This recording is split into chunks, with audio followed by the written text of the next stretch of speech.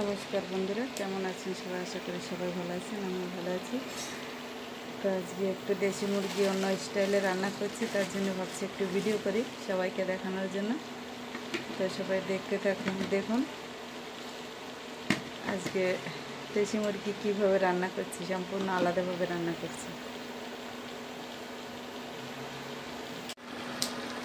তো এটা হচ্ছে ছোটো ছোটো যে আলুগুলো, এটাকে আমি শুধু একটু লবণ হলুদে ভেজে নিয়েছি স্কিন সমেত। এভাবেই আজকে দিয়ে দেবো মাংসতে আমি। আর এটা হচ্ছে গোটা রসুন, এই রসুনটাও দিয়ে দেবো আজকে। এখানে হচ্ছে পেঁয়াজ কুচি, আর এই যে হচ্ছে দেশি মুরগি, এই যে সব বাটা কোটা এখানে, জিরে বাটা, ধনিয়া বাটা, লঙ্কা বাটা, মানে মরিচ বাটা, এটা হচ্ছে রসুনের পেস্ট, আর এটা হচ্ছে আদার পেস্ট। তো দেখতে থাকুন আজকে কিভাবে রান্না হবে। আজকে সম্পূর্ণ আলাদা স্টাইলে রান্না হচ্ছে, তো সবাই সঙ্গে থাকুন কীভাবে রান্না করছি দেখুন। তো আমি আলুটা আগে নামিয়ে নেব, তারপরে এটাই মশলা ভাজি হবে। তো আলু ভাজা তেলের ভিতরে আমি দিয়ে দেবো, এখানে দিয়েছি দারচিনি, দিয়েছি 2-4টে লং, দিয়েছি 3টে এলাইচি, আর দিয়েছি গোলমরিচ 8-10টা গোলমরিচ, আর দিয়ে দেবো হচ্ছে তেজপাতা, আমি পরিষ্কার করে রেখেছিলাম কুচে তেজপাতা।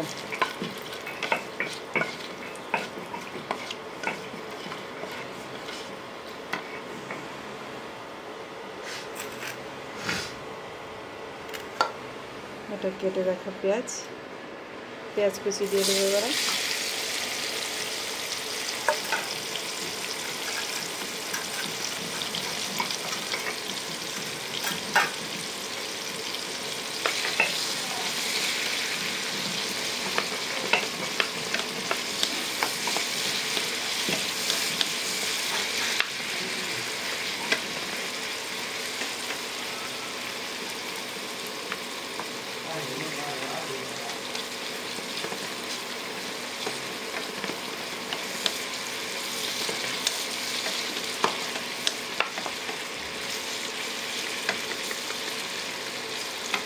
এটা একটু লাল লাল করে ভেজে নেবো, একদম অনেক ভাজবো না, একটু কম ভাজবো। আবার কুকারে দিতে হবে, নাহলে মাংসটা সুন্দর গলবে না, গলে গেলে আবার খেতে কষ্ট হয়ে যাবে এত কষ্ট করে রান্না করে।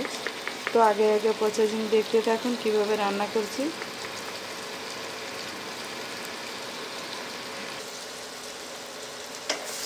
পেঁয়াজটা আমার যতটুকু ভাজার প্রয়োজন ততটুকু ভাজা করে নিয়েছি। এবার দিয়ে দেবো, এটা হচ্ছে ধনিয়া বাটা, লাগিয়ে দেবো।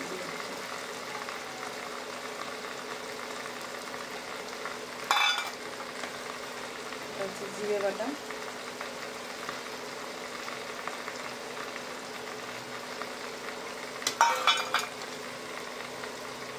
এটা হচ্ছে শুকনো লঙ্কা বাটা। আমাদের লঙ্কাটা একটু বেশিই চলে, একটু ঝাল ঝাল না হলে ভালো লাগে না। তো আমাদের বেশি একটা খাওয়া হয় না, মানে রেডিমেড মশলা আমাদের খাওয়া হয় না, সবসময় শিলে বাটা হয়।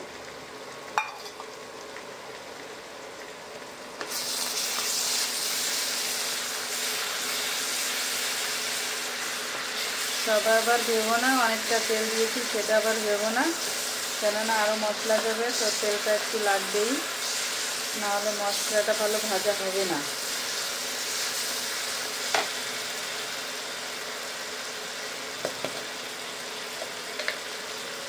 এটা দিয়ে দেবো আমি রসুন বাটা,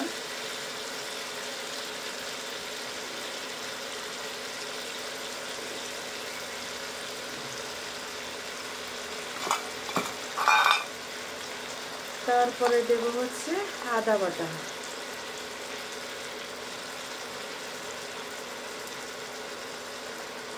ব্যাস হয়ে গেছে।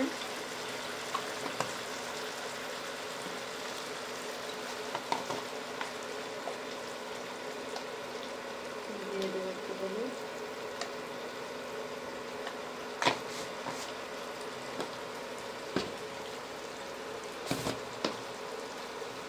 পরে আবার লবণ দেওয়া যাবে, এখন আপাতত এটুকু দিচ্ছি। মশলাটা কষানোর পরে এই যে দিয়ে দিলাম আমি পরিমাণ মতন একটু জল, মশলাটা জ্বলে না যায়। সবাইকে শর্টকাটে দেখানোর চেষ্টা করছি, দেখুন জ্বলে যায়। এই জলটা শুকিয়ে যখন তেল বেরোয় যাবে তখন মশলাটা আমার সম্পূর্ণ ভাজা হয়ে যাবে। তারপরে দিয়ে দেবো মাংস। সবাই ভাবতে হয়তো আজকে কি আজিব রান্না করছে মিঠু, কিন্তু আজিব রান্না বিলকুলই নয়। মশলাটা বেশি পুড়া করলে মাংসের স্বাদ থাকবে না। তা আমার আলুটা খুব পছন্দ, আমাদের সবাই আলুটা খুব পছন্দ করে মাংসের ভিতরে। আজকে বাড়ি মিনি পটেটো দিয়েছি, তার জন্য তো হলো ভাজা আলুটা দিয়ে দেবো পরে কুকারে দেওয়ার সময়। আর মাংসটা আমি মশলাটা ভালো কষিয়ে তারপরে দিয়ে দেবো।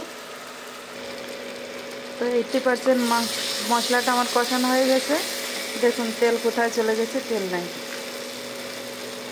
আর এখন দিয়ে দেবো আমি মাংসটা দিয়ে দেবো।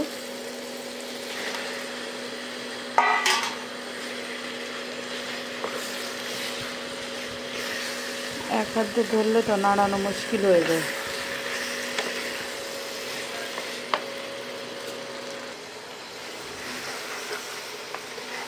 আমার তো সে ক্যামেরাম্যান হচ্ছে আমার মশলা বাটি দেখছে, এই জন্যে আমার হচ্ছে একা একা ধরা একটু মুশকিল হয়ে গেছে। তো মাংসটা এরকম চলে গেলে প্রায় আমি 30-40 মিনিট কষিয়ে নেব, তারপরে কুকারে দিয়ে 2 সিটি দেওয়া লাগবে।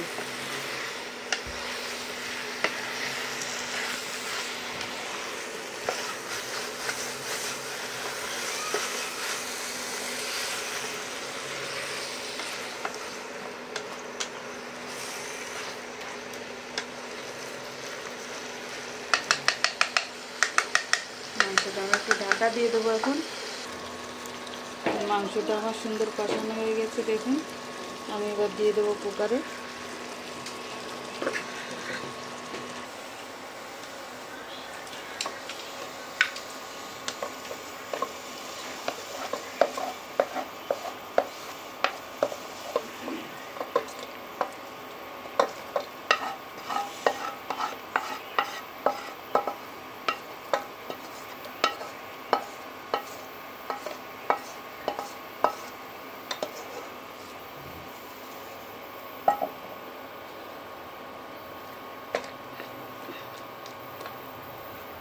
এবারে দিয়ে দেবো আমি আলুটা, রসুনটাও দিয়ে দেবো।